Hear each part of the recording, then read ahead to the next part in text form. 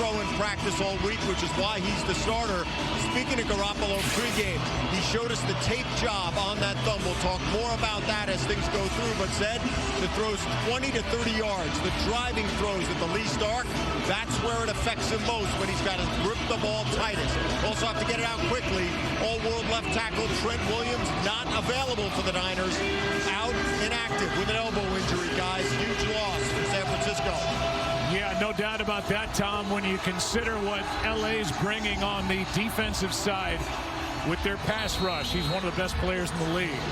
Well, Joe, of course, these are the games that Matthew Stafford was brought to Los Angeles to win. But in talking to San Francisco head coach Kyle Shanahan, he said when facing the Rams, it's Aaron Donald that's the issue. I spoke with LA coaches this week, and they said with everything on the line, Donald has been focused as ever. Donald said, I'm sick of hearing about the losing streak. I'm sick about talking about it. But it's up to us to take care of business and finish all of that. Both Sean McVay and Kyle Shanahan became head coaches of their respective teams in 2017. So they're in their 5th seasons. And head-to-head, Shanahan's got 6 wins. McVay has 3. And, of course, 1 Super Bowl appearance each. We did the game that San Francisco came so close against Kansas City a couple of years ago, but 21 points put up by the Chiefs in that final quarter. The game break. Thank you, Joe. Well, the Colts losing today made this one a whole lot more interesting. Steelers, Ravens tied at 13. Chris Boswell's 36-yard field goal is good. Steelers playoff bound if the Raiders-Chargers game doesn't end in a tie. Joe? Carissa.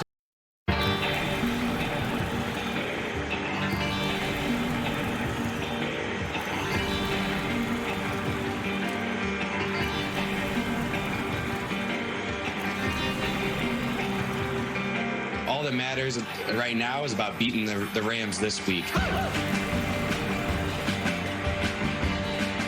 be the Rams, could be the Cowboys, could be the Bucks, could be the Cardinals. They don't care about any of that. They just want to extend their winning streak and get in. The defense has done an about face compared to the first 8 games over the last 8 games. It's been a total turnaround and 13 takeaways during this 6-2 stretch.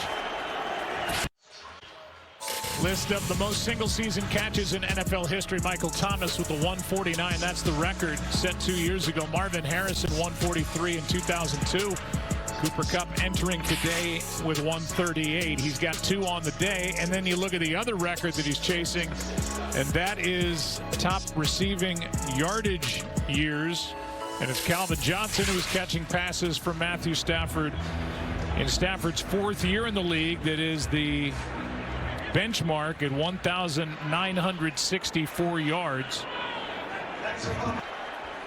Entering his 2nd year, but he tore the Achilles in July. He finished the season last year red hot.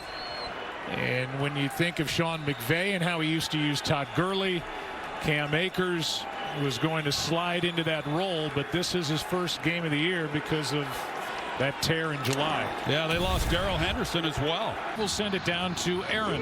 Tyler Higbee feeling absolutely no pain on the sidelines, but this was him during that scoring drive. He limps over to the sidelines. He was actually on the table, you guys, with Neil Elitrosh, the team's head physician, but then missed probably 1-2 plays, came back in, holding his back, but they're calling that a quick fix down here. As we welcome you back on America's Game of the Week, a look at the 2 quarterbacks this season for the 49ers. Garoppolo, 14 starts. Trey Lance, 2. Made 1 in week 5, made the start last week in the win over the Houston Texans. The veteran, the rookie, 2 very close. Trey Lance will tell you that Jimmy Garoppolo's been a great mentor, shared a lot of information, and, well, they got a big hill to climb here. They got to win to get in or hope for a Saints loss. Let's go down to Tom Rinaldi. Well, Joe, as if to put even more pressure now on Garoppolo and that thumb, he decided not to use a brace, but instead a tape job, which we've been showing you throughout. Actually got the idea from Drew Brees and his trainer when he was dealing with the thumb injury. The trainer sent along a visual tutorial on how to manage the tape to apply to the area around the thumb to keep the finger in place and give it its reinforcement. Talking to Garoppolo, he showed it to me before the game. He's adopted it for this week. He may face off-season surgery, but now likely having to pass even closer look at it, guys. Today's game is sponsored by Lincoln and the power of Sanctuary. And by Taco Bell's delivery meal for two, because cravings are better shared. Well, they're the main pieces to the puzzle in the NFC as you look at the Rams and the 49ers. The game you're watching, the Saints and the Falcons 7-6. New Orleans and Seattle leading Arizona halfway through the second quarter in Glendale. The NFL playoffs are here, and it all kicks off with Super Wild Card Weekend. The action gets started with a Saturday doubleheader, followed by a Sunday tripleheader, and for the first time ever, a Wild Card Monday. 3 days, 6 games, one epic weekend. The road to Super Bowl 56 starts here and ends here. Here's a game break with Carissa Thompson. Thank you, Joe. Rams rolling. And more good news for their fan base. Seahawks trailing 10-7. Russell Wilson links up with Tyler Lockett. 5-yard score. Hawks in front 14-10. Joe? Hey, Kurt, what are you doing? Don't you know we have to do Verizon halftime highlights? Right. We have a week 18 now. I forgot. I got this. Don't worry about it. Okay. Yeah. Coming up, we've got highlights of the games and an updated look at the playoff picture. Wow, that's a great read by you. I liked it. Sure did. We'll see you at the half. Hey, we'll see you at the half, people. It's a good one right there now. All right, Terry and Kurt, thanks. As we welcome you back to Southern California, beautiful day here in the area. In the early game headlines, the Jags stun the Indianapolis Colts. That is shocking. And the Colts are eliminated from the playoffs. The Titans secure the #1 seed in the AFC. Though they had their hands full for the majority of the day with the Houston Texans. And T.J. Watt ties the NFL single-season sack record. He ends with 22.5, albeit with an extra regular season game. So go back to the third and less than 1 for the Rams. They suffer the sack. 49ers get it, get 3 points, and get the ball to start the second half. And the first half stats are brought to you by State Farm as the 49ers feel good about things, a little better about things, going off to talk about the first half in their locker room. You look at the stats, time of possession, everything dominated by the Rams, who lead by 14. The snap, the hold. Kyle Juszczyk does literally everything. And it's 17-3. Stay tuned. Verizon halftime coming up after this from your local Fox station.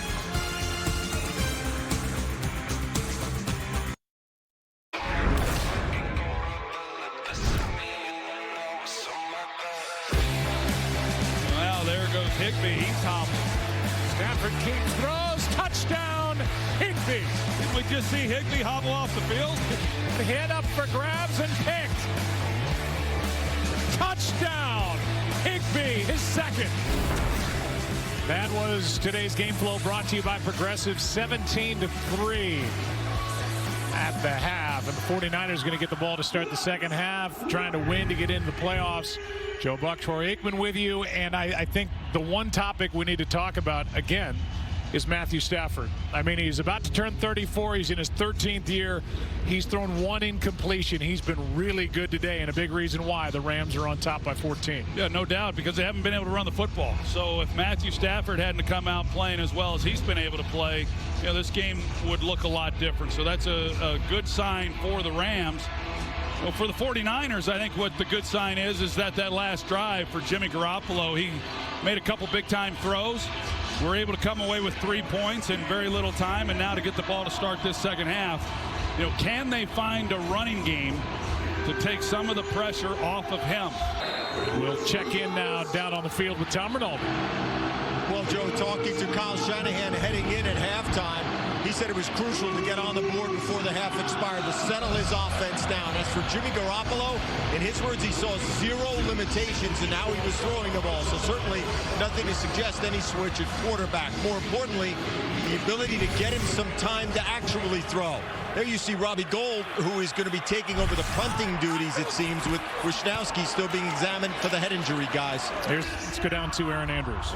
They are good friends, Joe. Hey, Sean McVay telling me coming out of the locker room, let's give San Francisco their credit. They got on the board, but he is thrilled the way this defense is playing all around. Checked all the boxes that they told us about in our calls. Offensively, as you guys mentioned, he wants to run the ball here. He said we need to sustain drives. And finally, he would have punched it like Tom Rinaldi loves it. We got to finish. Rinaldi, that was for you. General Manager John Lynch is in a suite here at SoFi, and while the Saints score a touchdown, he's not even watching.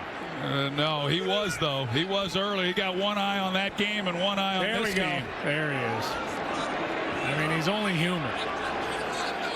Great John Lynch. What a job he's done.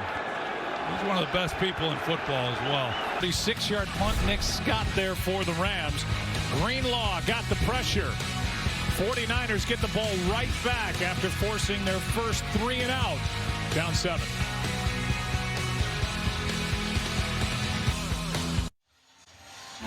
Give a little history on America's Game of the Week. Kyle Shanahan and Raheem Morris have served on the same coaching staff 3 times. With the Bucs back in 04 and 05. Later, Raheem would be head coach in Tampa Bay. With Washington in 2012 and 13. And Atlanta in 15 and 16. Well, these two coaching staffs, they know each other very well. McVay served under Kyle Shanahan at Washington when he was the offensive coordinator. McVay was the tight ends coach for 4 years. What a beautiful day in Southern California. What a game this has turned into. And it's because of what's happened here in the second half. Deebo Samuel ran for a touchdown and then threw for a touchdown to Juwan Jennings to tie it. Last time the Rams had it, interception number 16 on the year from Matthew Stafford. And let's check in with a game break with Carissa. Thanks, Joe. Cardinals Seahawks tied at 17 following a Russell Wilson interception. Kyler Murray hands it off to James Conner, who punches it in from 1 yard out. His second of the day. Cardinals back in front, 24-17. Joe. Well, the Cardinals score was a lot more irrelevant for the Rams when it was 17-0 LA in the first half. From the Rose Bowl Stadium in Pasadena, California, it is Super Bowl 11. The Raiders, a team built by Al Davis and coached by John Madden, have won divisional titles in 9 of the last 10 years. Stabler back to pass, a quick throw into the end zone, catch for touchdown Raiders! A Super Bowl victory for the Oakland Raiders. John Madden's grin is from ear to ear. He looks like a sweet watermelon. 45th anniversary of John Madden and the Raiders Super Bowl win, Super Bowl 11, wearing these pins on our lapels for our late colleague, the great John Madden, the Hall of Famer in many different ways, and his family will light the torch tonight for the Las Vegas Raiders in their game at home against the Chargers. Yeah, the outpouring has been amazing over the last week and a half after the passing of John and how much he's meant to our game. It's interesting how one day, one afternoon like that, all those years ago, can be carried with you the rest of your life. February 6th, a storied venue that's seen basically everything, has never seen anything like this. NASCAR comes to the Los Angeles Coliseum for the very first Busch Light Clash at the Coliseum. Sunday, February 6th, only on Fox. 9,200 cubic yards of fill and aggregate-based material, 6,900 yards of asphalt track and apron paving, over 3,800 feet of temporary track walls put in place. The NFL playoffs are here. It all kicks off with Super Wild Card Weekend. The action gets started with a Saturday doubleheader.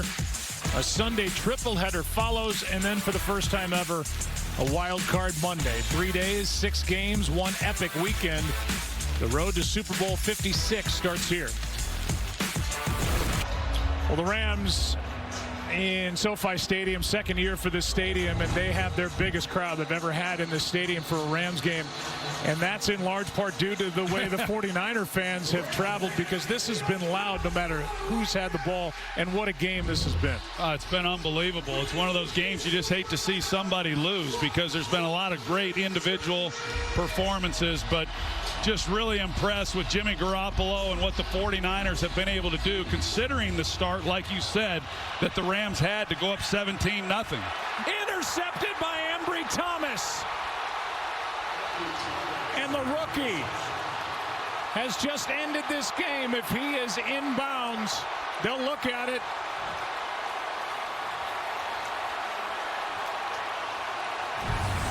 And if it stands, and it looks like it will, the 49ers have won, and they're in the playoffs. He's in. And this game ends on a Stafford interception by the rookie Ambry Thomas. And an overtime win. What a game, as the 49ers just earned their way in today. They decided to take a shot to Odell Beckham up the sideline. They hadn't really gotten him involved throughout this game.